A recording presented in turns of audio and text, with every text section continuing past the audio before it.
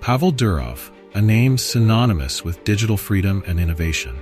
He's the mastermind behind two of the most influential platforms in the world, VKontakte, Russia's largest social network, and Telegram, the globally trusted messaging app that has over 800 million users. But behind the success story lies a tale of defiance, resilience, and a quest for privacy in a world increasingly dominated by government surveillance. Today, we're going to dive deep into the extraordinary journey of Pavel Durov, how a young programmer from Russia became one of the most significant figures in the global tech industry, standing up to oppressive regimes and transforming the way we communicate. Let's get started. Chapter 1: The Early Days. Pavel Valeryevich Durov was born on October 10, 1984, in Leningrad, modern-day St. Petersburg, during the waning years of the Soviet Union. His father, Valery Durov, was a professor, and Pavel was raised in a family that valued knowledge and education.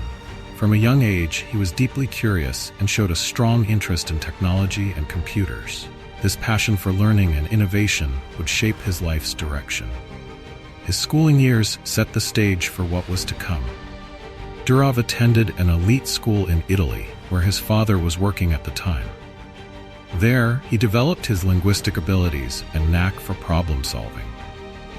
When he returned to Russia, he continued his studies at St. Petersburg State University, one of the most prestigious universities in the country, focusing on linguistics.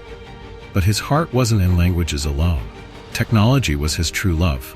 While he studied, he continued honing his coding skills, gaining experience with software and computer science. His academic brilliance won him scholarships, but he wasn't just focused on school.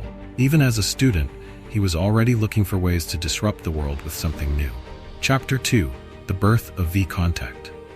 In 2006, just a year after completing his studies, Pavel Durov took a huge leap. Inspired by the rise of social media platforms like Facebook in the West, he decided to create something similar for the Russian-speaking population. That's when VKontakte, also known simply as VK, was born. VK wasn't just a copy of Facebook. It was designed with Durov's vision of an open, user-friendly internet. The platform allowed users to connect, share media, and interact in ways that hadn't been done before in Russia. Within months, VK skyrocketed in popularity, and by 2010, it was the most visited social media site in Russia and much of Eastern Europe. Durov's leadership style was unconventional. He believed in minimal hierarchy and maximum creative freedom. Under his direction, VK became known for its innovation and flexibility. For instance, unlike many Western platforms, VK offered extensive media sharing capabilities, allowing users to freely upload and distribute music and videos. This feature alone made VK not only a social hub, but also a cultural one. But with such success came inevitable challenges, especially from the Russian government. Chapter 3: Defying Government Pressure.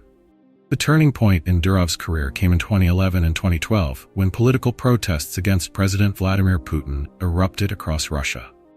Protesters used VKontakte as a platform to organize and spread their message. This did not sit well with the Russian authorities, who saw VK as a threat. The government demanded that Durov hand over the personal data of protest leaders. But Durov refused. This defiance marked him as an enemy of the state. Durov had always been a strong advocate for freedom of speech and privacy, and he wasn't willing to betray those principles, even if it meant putting himself at risk. He publicly rejected the government's demands, and in 2014, the situation came to a head. Under immense pressure from the authorities and the state-controlled investors in VK, Durov was forced to sell his remaining shares in the company.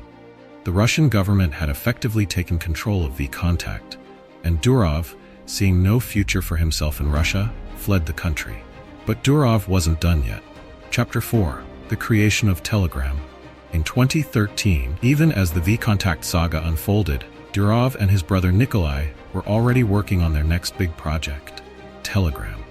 Designed as a messaging app that prioritizes user privacy, Telegram was Durov's response to increasing government surveillance in the digital world. It wasn't just a business venture. It was a direct challenge to the rising tide of government control over online communication. Telegram was built with a unique focus on encryption and security. Unlike other messaging platforms that cooperated with governments or stored user data, Telegram promised complete privacy. End-to-end encryption ensured that no one, not even Telegram, could access the content of users' messages.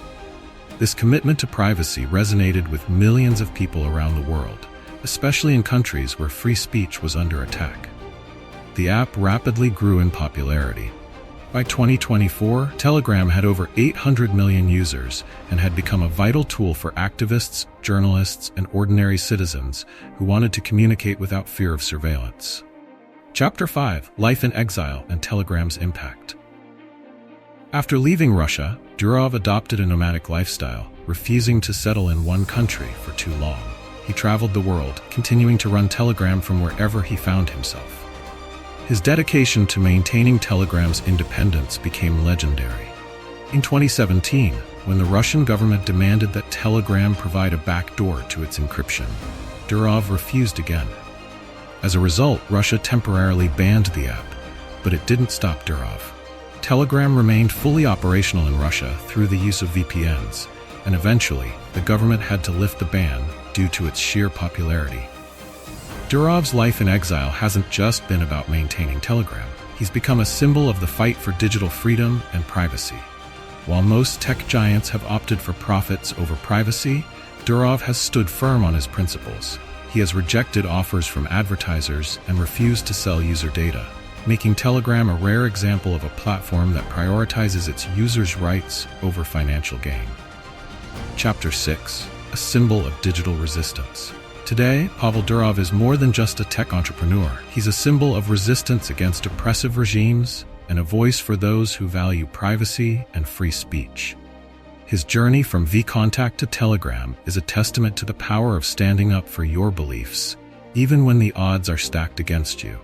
Despite living in exile, Durov remains at the helm of Telegram, overseeing its growth and ensuring that it remains a beacon of free communication in an increasingly controlled digital landscape. His refusal to compromise on his values has earned him admiration from privacy advocates and millions of users worldwide. Conclusion and call to action. Pavel Durov's life is a powerful reminder that one person, armed with vision and integrity, can challenge the status quo and make a difference on a global scale. His story isn't just about building businesses. It's about creating tools that empower people to communicate freely without fear of censorship or surveillance. If you found this story inspiring, be sure to give this video a thumbs up and subscribe to the channel for more amazing stories of innovators and trailblazers who are changing the world. Thanks for watching, and we'll see you in the next video.